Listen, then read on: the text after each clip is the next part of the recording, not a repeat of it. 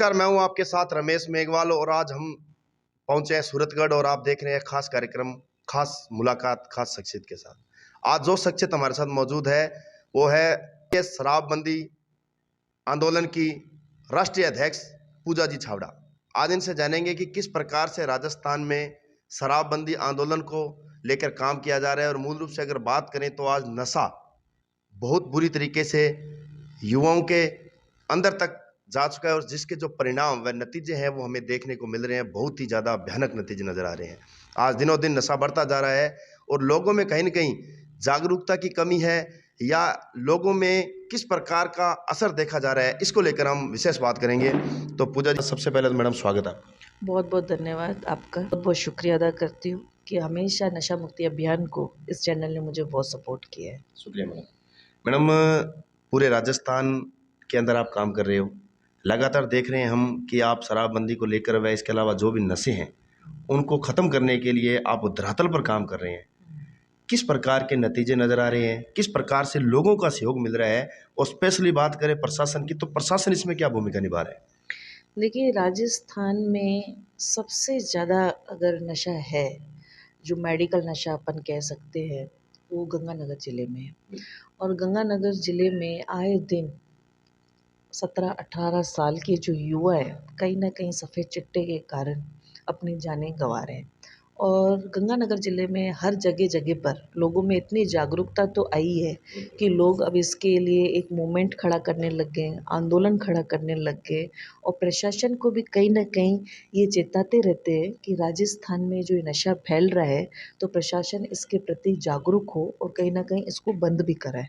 और हम भी प्रयास करते हैं कि आम लोगों में, जनता में जन जागरूकता है और इसके प्रति लोग जागरूक हों और प्रशासन को भी बताएं कि जो ये नशा माफिया है किस तरह से हमारे युवा पीढ़ी को बर्बाद भी कर रहे हैं।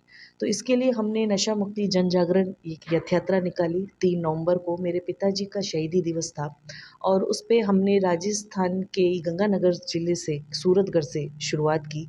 और हमारा केवल एक ही मकसद है कि हमारा ये राजस्थान नशा मुक्त राजस्थान बने और जो हमारी युवा पीढ़ी है, उस युवा पीढ़ी को हम सब मिलकर बचाने की कोशिश करें। बात रही प्रशासन की, समय समय पर प्रशासन को भी हम बताते रहते हैं कि किस तरह से गंगानगर ज़िले में ये नशा बढ़ता जा रहा है और इस पे कई प्रशासन का सहयोग मिलना ज़रूरी है। आम जनता को जब पता चलता है कि इस तरह का नशा मिल रहा है, तो आम जनता भी अपनी बात प्रशासन तक पहुंचाने की कोशिश करती है। लेकिन जब कुछ ऐसी घटनाएं घट जाती हैं हमारे ज़िलों में कि अगर कोई भी नशे के खिलाफ अपनी आवाज़ बुलंद करता है, तो सबसे बड़ा एक आपको मैं उदाहरण दूंगी कि गरसाना में एडवोकेट विजय जी ने बहुत बड़ा आंदोलन किया था और प्रशासन को बताया था। तो प्रशासन के कारण आज विजय जी हमारे बीच में रहे। तो आज बहुत लोगों के दिल में डर है, खौफ है कि आज अगर हम ये नशे के खिलाफ अपनी आवाज़ बुलंद करेंगे तो कहीं ना कहीं हमारा नतीजा विजय जी की तरह होगा। क्योंकि विजय जी ने, प्रशासन ने जिस तरह से उनको प्रताड़ित किया और जिसके कारण उनको आत्महत्या करनी पड़ी, तो कहीं ना कहीं आम जनता या आंदोलनकारियों को एक खौफ पैदा हो गया है कि हम ये नशा माफिया एक बहुत बड़ा माफिया, एक लॉबी है जो काम करती है और जो भी ये आम काम करता है उसको दबाने की, कुचलने की कोशिश करते हैं। तो मैं आपके चैनल के माध्यम से आम जनता से भी अपील करती हूँ, ये सहयोग मांगने की कोशिश करती हूँ कि एक पवित्र कार्य है, ये हम युवा पीढ़ियों को बर्बाद होने से बचाने का प्रयास कर रहे हैं। और आप सब लोग, जब तक आम जनता हमें सहयोग नहीं करेगी तब तक हम सफल नहीं हो सकते। तो आपके चैनल के माध्यम से मैं माननीय मुख्यमंत्री अशोक गहलोत जी से भी एक अपील करती हूँ कि राजस्थान को नशा मुक्त राजस्थान बनाने के लिए, निरोगी राजस्थान बनाने के लिए हमें इस राजस्थान को में संपूर्ण शराबबंदी के साथ साथ ये जो मेडिकल नशा है, उस मेडिकल नशे पे भी पाबंदी लगानी पड़ेगी। तभी जाकर हमारा राजस्थान एक निरोगी राजस्थान बन पाएगा। मैडम, वैसे तो पूरे राजस्थान में मिशन चला रहे हो आप, लेकिन बात करें तो गंगानगर डिस्ट्रिक्ट और सूरतगढ़ से आप, यहाँ से आप बिलोंग करते हैं, और जो सूरतगढ़ व गंगानगर जो जिला है वो पंजाब टच है, तो नशे का जो बोलबाला है बहुत ज़्यादा देखने को मिला है। मैं सीधा सा सवाल आपसे ये करना चाहूँगा कि आप तो संगठन के माध्यम से काम कर रहे हैं, लेकिन फिर भी जो इसके जिम्मेदार जो लोग हैं, विधायक हैं, एमएलए हैं, एमपी है, यहाँ के जो सत्ताधारी जो लोग हैं, उनकी क्या भूमिका रहती है? क्या उनका कोई दायित्व नहीं है? बिल्कुल आप सही कह रहे हैं। मैं तो ये कहूँगी सबसे बड़ा दायित्व उनका है जो वर्तमान में विधायक है या जनप्रतिनिधि, जो भी जनप्रतिनिधि हैं, उनका दायित्व बनता है कि ये सामाजिक बुराई, नशे के खिलाफ जो इतना नशा हमारे गंगानगर ज़िले में बढ़ गया है, उसमें सबको अपनी सहभागिता निभानी चाहिए। जबकि मैं यहाँ जो देख रही हूँ धरातल पर, जितना काम जनप्रतिनिधियों को इसके खिलाफ करना चाहिए, उतना 1% भी जनप्रतिनिधि यहाँ पे काम नहीं कर रहे हैं। और जब बात आती है सूरतगढ़ गंगानगर ज़िले की, क्योंकि ये मेरा खुद का क्षेत्र है और मेरा परिवार है, मेरा ससुराल है, तो कहीं पे भी हम जाते हैं तो सबसे पहली बात आती है कि ये अभियान आपको अपने आप से शुरू करना चाहिए, अपने परिवार से शुरू करना चाहिए। अगर आप अपने परिवार को सुरक्षित नहीं कर सकते तो हम दूसरे किसी परिवार के बारे में बात नहीं कर सकते। तो पहली बात आती है मेरा खुद का परिवार। मेरा खुद का परिवार का मतलब है कि मेरा खुद का ये जो मेरे पिताजी का क्षेत्र है, जो मेरे कर्म भूमि है मेरे पिताजी की, उसको हम नशा मुक्त बनाएं। गंगानगर जिला हमारा ये है, तो ये जब तक नशा मुक्त नहीं बनेगा तो हम उदाहरण पेश नहीं कर सकते। क्योंकि कहीं पे भी जाते हैं तो ये सोचते हैं कि क्या आपने अपने खुद के घर में नशाबंदी कराई है क्या? क्या आपने अपने घर में लोगों के दारू छुड़वाई है क्या? ये बात आती है। तो यही बात अपने ही घर में लागू होती है कि आपने अपने गंगानगर ज़िले में कितने शराब के ठेके बंद कराए।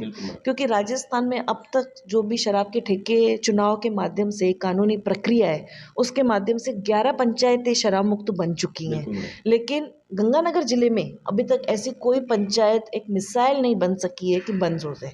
तो हमने ये सोचा है कि इस यात्रा के माध्यम से हम सरपंचों को, जनप्रतिनिधियों को एक जागरूक कर सकें और ये जो कानून है, उस कानून का प्रयोग करके गंगानगर ज़िले में कोई भी एक पंचायत या एक वार्ड हम शराब मुक्त करा सकें। तो मेरा प्रयास निरंतर जारी है, लेकिन जनप्रतिनिधियों को आगे आना पड़ेगा, क्योंकि जब तक जनप्रतिनिधि आगे नहीं आएंगे तब तक ये संभव नहीं हो मैडम, सकता। जैसे गृह क्षेत्र है आपका, सूरतगढ़ है, तो उस प्रॉपर्ली अपने आपके घर की बात करते हैं, क्योंकि सबसे पहले मजबूत घर होना चाहिए, तब अपने प्रदेश की जो जिम्मेदारी ले सकते हैं। देखें तो जैसे आप सबसे ज़्यादा इस नशे का जो नुकसान झेलती है वो है महिलाएं। आप महिलाओं के बीच में जाती है, लगातार सेमिनार के माध्यम से भी आप महिलाओं से बात करते हैं, घर घर डोर टू डोर जाकर महिलाओं से नशे को लेकर आप बात करते हैं। किस प्रकार की महिलाओं में किस प्रकार की जागरूकता है, और स्पेशली बात करें तो महिलाएं इस मिशन को किस नज़र से देखती है? देखिए, मैं सब जने अच्छी तरह जानते हैं कि इस सामाजिक बुराई नशे का, चाहे वो शराब हो, चाहे मेडिकल नशा हो, कोई भी हो, उसका सामाजिक खामियाजा अगर किसी को भी भुगतना पड़ता है तो केवल महिलाओं को भुगतना पड़ता है। चाहे माँ के रूप में हो, चाहे बेटी के, बहू, बहन के रूप में हो, पत्नी के रूप में हो, तो इसका खामियाजा एक महिलाओं को भुगतना पड़ता है। क्योंकि 50% महिलाएं, और मैं ये जानती हूँ कि 50% अगर पुरुष है तो 50 के 50% पुरुष नशा नहीं करते। उसमें से करते भी होंगे तो 20% मैं मानती हूँ कि 20% करते होंगे। तो ये कहना चाहूँगी कि महिलाएं जो है वो सब पीड़ित है, क्योंकि रात को कोई भी नशा करके आता है तो उसको भुगतना पड़ता है। इस यात्रा के माध्यम से जब भी मैं महिलाओं से रूबरू हुई तो उनको बहुत खुशी हुई कि पहली बार हमारे पास कोई नशा बंद कराने के लिए आया है।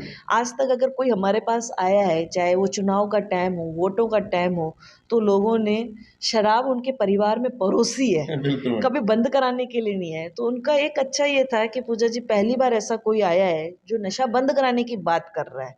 तो मुझे बहुत अच्छा लगा कि महिलाओं का सपोर्ट मिला है। यहाँ तक कि आज तक मैंने जो भी कार्यक्रम किए हैं उसमें 80% महिलाओं की सहभागिता रही है।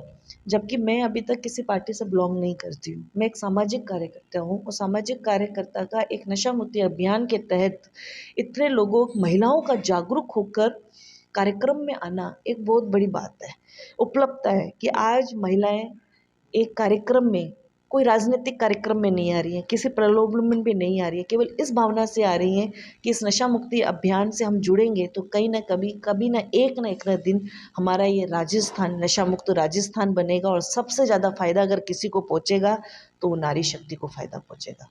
मैडम, राजस्थान को नशा मुक्त करने का मिशन लेकर आप लगातार चल रही हो। अभी थोड़ी देर पहले जब हम बातचीत कर रहे हैं तो मैंने देखा आप भावुक भी हुए, आपकी आंखों में आंसू भी झलके। तो कहीं ना कहीं ये दर्द हम समझ सकते हैं, जनता भी समझ सकती है कि इस मिशन के अंदर रहकर कितनी आपको परेशानियों का सामना करना पड़ रहा है, और इतनी परेशानियों का सामना करते हुए भी आपको वो नतीजे नहीं मिल पा रहे हैं जिसकी आपको और ज़्यादा उम्मीद है कि इस प्रकार से इस नशे को राजस्थान मुक्त किया जा सके, इसको लेकर क्या कहना चाहिए? देखिए, मैं ये बात कहना ये चाहती हूँ कि महिला का आंदोलन करना या महिला का किसी राजनीति में आना, महिला किसी भी फील्ड में हो ना, कोई काम करती है ना, तो उसको बहुत त्याग करना पड़ता है। बिल्कुल जितना एक पुरुष को त्याग नहीं करना पड़ता है, एक महिला को त्याग करना पड़ता है, क्योंकि एक महिला माँ भी है, बिल्कुल बहन भी है, एक बेटी भी है, तो जिम्मेदारियाँ एक महिला के ऊपर बहुत ज़्यादा होती है। तो जब अपन घर से दूर इस मिशन को, क्योंकि हम तो इस मिशन के ऊपर समर्पित हैं, हमें तो ये मानना है कि हमारे पिताजी ने इतना त्याग दिया, इतना बलिदान दिया, तो इस जनता के लिए दिया, और इस जनता के लिए हम समर्पित तब से हो गए थे क्योंकि हमने भी एक संकल्प लिया। क्योंकि आदमी जब संकल्प लेता है तो उस संकल्प पे खरा उतरने के लिए हमें ज़मीन स्तर पे काम करना होता है। हमने एक संकल्प लिया कि हमें राजस्थान को नशा मुक्त बनाना है, और उसके लिए अगर हमारे प्राण भी चले जाते हैं तो हम उसके लिए निछावर कर देंगे। तो जब इस मिशन के लिए निकलने एक महिला निकलती है, जैसे मैं निकली, बिल्कुल तो हमें अपने छोटे छोटे बच्चों को छोड़ के आना पड़ता है। अब हमारा परिवार इतना संयुक्त परिवार नहीं है कि बच्चों को पीछे कोई रखे, तो परिवार में हमारे बच्चों को पीछे से क्या क्या, कोई ये नहीं सोच सकता है, वो सोचते हैं कि हाँ ये महिला काम कर रही है तो दिख रहा है, लेकिन पीछे से उसका संघर्ष नहीं दिखता। हमारे बच्चे पीछे से राइट। अकेले रहते हैं, सुबह स्कूल जाते हैं, खुद का टिफ़िन खुद तैयार करके जाते हैं, एग्ज़ाम जा रहे हैं, बिना नाश्ते के, बिना लंच के जाते हैं, तो दुःख होती है, पीड़ा होती है, क्योंकि संघर्ष के पीछे बच्चों का भी संघर्ष है। केवल मैं संघर्ष नहीं कर रही हूँ, मेरा पूरा परिवार संघर्ष कर रहा है। दो परी कहीं जाते हैं, 4-4 दिन लग जाते हैं, 5-5 दिन लग जाते हैं, बच्चे अकेले रहते हैं, इंतज़ार करते हैं मम्मी-पापा कब आएँगे।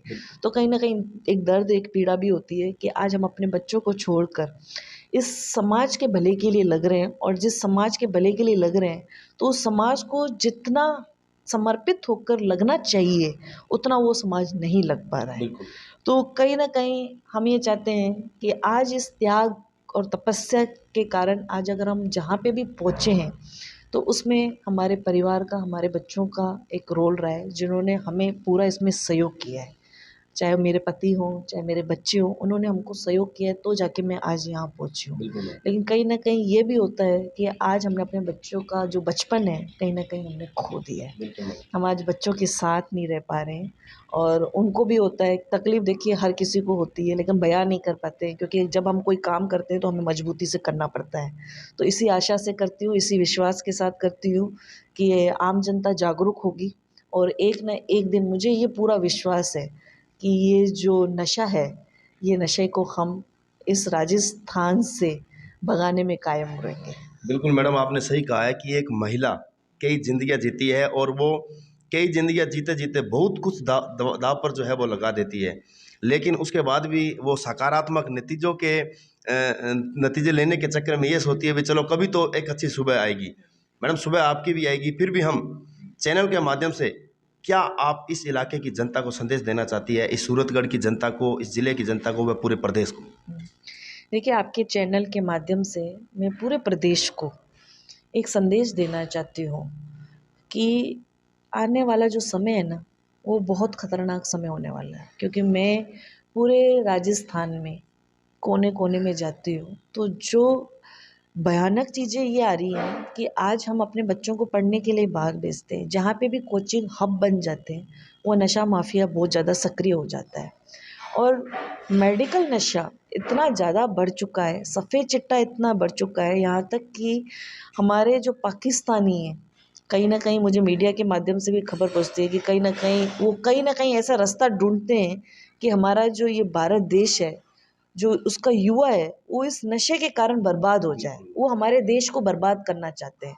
तो आप सबसे ये अपील करती हूँ, ये निवेदन करती हूँ कि अपने बच्चों को अच्छे संस्कार दीजिए, अच्छी शिक्षा दीजिए, और जहाँ पे भी हमारे बच्चे, हमारे नौजवान युवा साथी अगर कहीं न कहीं इस गलत संगत में आ गए हैं, तो उनको प्यार से इस तरीके से आप उसको डालिए कि वो अपने परिवार को ये बता सके कि मुझे किसी गलत संगत के कारण मैं नशेड़ी हो गया हूँ और मैं इससे निकलना चाहता हूँ।